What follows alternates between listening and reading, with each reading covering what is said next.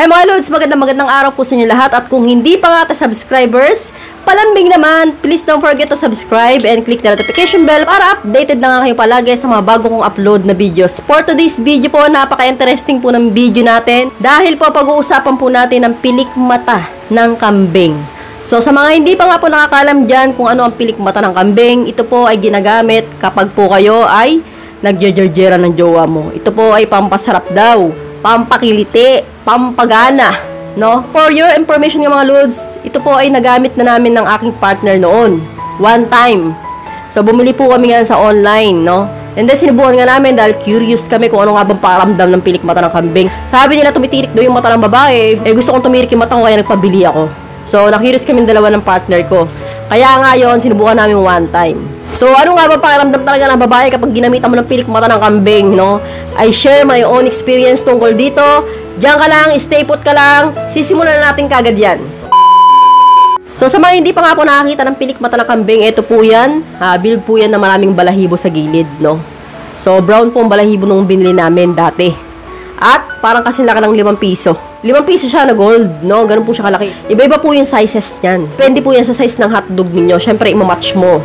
Kung ang hotdog mo ay mapayat, mataba, no? Depende po talaga kung ano yung bibili mong size. And then, paano na nga ginagamit yan? Kami po, binabad po muna namin siya sa maligamgam na tubig, no? Para lumambot yung parang goma niya. Kasi goma po yung parang bilog niyan dito. Tapos balahibo, di ba? So, binabad po namin siya sa maligamgam na tubig, mainit-init, no? Para lumambot po yun. Para, syempre, parang sterilize mo na rin para safe. So, and then, after 20 minutes, 15 minutes, no? Yun na nga, pinasok na nga namin sa sausage. At sinubukan na nga namin.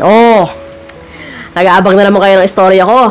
So, ano nga bang pakiramdam ko, no? Real talk. At sasabihin ko rin po sa inyo yung pakiramdam ng partner ko na lalaki kung ano nga bang naramdaman niya habang suot niya yan. So, tumirik nga ba yung mata ko?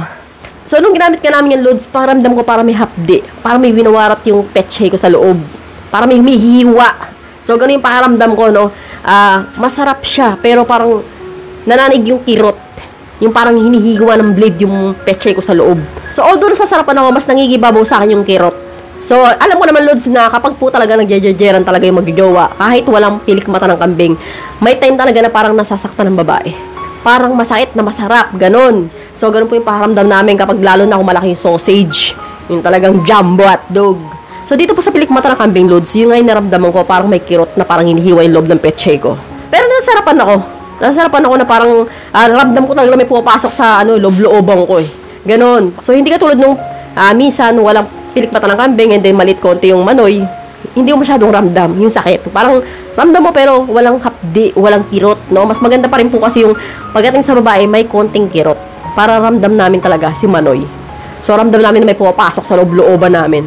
So, yung ngayon pakiramdam ko, Lods, habang ginagamit sa akin yun, nasasaktan ako na nasasarapan ako. So, and then tinanong ko naman yung partner ko lalaki kung anong pakiramdam niya. Sabi niya, sa side niya, medyo masakit din pagdating sa sausage niya. Kasi nga daw, yung balat ng sausage niya na ganito, kumikis-kes, syempre ganyan, no? Kumikis-kes. At alam niyo ba, Lods, no, may nakakatawang nangyari sa amin yan. Alam niyo ba na naiiwan sa loob ng pechay ko yung pilik mata ng kambing? Kasi yung nabili namin na sizes niya ay medyo maluwag sa kanya. So, natakot ako. Agad-agad dinukot ko yun. Sabi ko, nasaan yung pilik mata ng kambing? Buti na lang nadukot ko pang ganun kasi maluwag yung pechay ko. Natawa lang kayo. Sabi niyo, maluwag yung pechay ko. Mas maganda na yung sabihin kong ganun, di ba? So, nadukot ko kasi maluwag naman yan. Para naman goma yan. Nadukot ko ng kadaliri ko. So, ganun kasi talaga pag ako may menstruation, no? Kapag naglinis ako ng puwerta ko, dinudukot ko talaga, kinakalikot ko talaga yun. Kasi may mabubong dugo dyan. So, yun nga ginawa ko, no? Dinukot ko, and then natakot ako, sabi ko sa partner ko, wag na nga natin gamitin to. Nakakatakot eh. Mamaya may iwan na sa loob-looban, hindi ko na madukot. Hospital pa tayo. And then, nagtatawa lang kami nung time na yan, no? Pinasok niya ulit, and then ginamit ulit namin. Kasi nga, parang sulit, no? Tapos yun nga, Lod, sabi niya sa akin, talaga medyo mapdi daw yung balat ng sausage niya. Kaya nga, nag-decide kami na itapon na yung pagkatapos namin gamitin. Kasi sabi ko nga, mas maganda pa rin na walang pilik mata ng kambing. And then yung sinasabi nilang titirik ang mata, hindi po sa akin nangyari yan. So, hindi po totoo na titirik ang mata ng partner nyo pag ginamitan nyo yan. So, mas titirik ang mata ng partner nyo kapag ginamitan nyo na itong daliri niya, lalo kung malaking daliri niya, pinasok ng ganon, ginawa nyo 4, mas titirik kaysa sa pilik mata ng kambing. So, real talk po yan kasi po naranasan po namin yung pilik mata ng kambing na yan. So, sayang wala na, tinapong na kasi medyo matagal na. Pero sa mga naku-curious na bumili niyan, no, dahil nga baka gusto niyo mapaligaya yung jowa ninyo, I suggest wag na. So, mas maganda daliri nyo na lang gamitin nyo kung malaki naman yung daliri ninyo. So, huwag kayo napapaniwala sa sinasabi nilang nakatirik ng mata yan. Nasa performance nyo po yan kung gano'n kayo kagaling, no? Doon po titirik ang mata ng isang babae. So, hanggang dito na lang po. Sana po ay muli may natutunan po kayo sa video na ito. Maraming salamat and see you again to my next video. God bless. Bye-bye!